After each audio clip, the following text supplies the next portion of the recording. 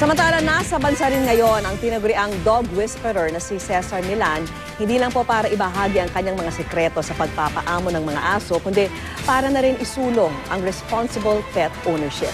Saksi si Bam Alegre.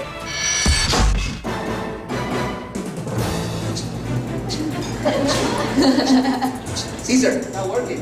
No, it has to have the confidence, right, and that element of surprise.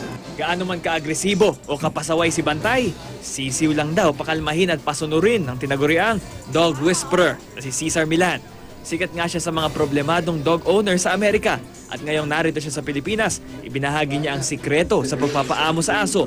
Sanayin hindi ang aso, kundi ang mismong amo. We are not responsible enough as a species with natural kindness, and we are more inclined to be ignorant than actually knowledgeable. It's a beautiful profession because you're working with someone who doesn't know power, who doesn't know fame, who doesn't know money, which is a dog, right? And so you feel accepted right away. Nalulungkot si Millan na meron pa rin mga kaso ng pang-aabuso sa mga aso sa Pilipinas, gaya ng dog fighting at pagkain ng karne ng aso. At aniya, kahit ang simpleng pagpapabaya sa mga alaga, uri rin daw ng pag-abuso sa mga aso. And in reality, is a lot of people do affection instead of doing exercise, discipline, affection.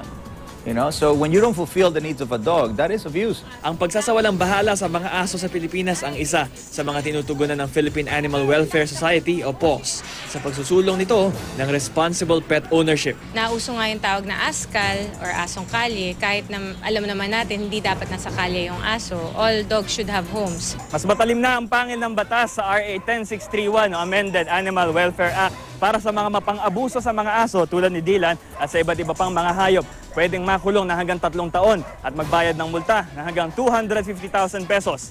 Ako si Bam Alegre, ang inyong saksi.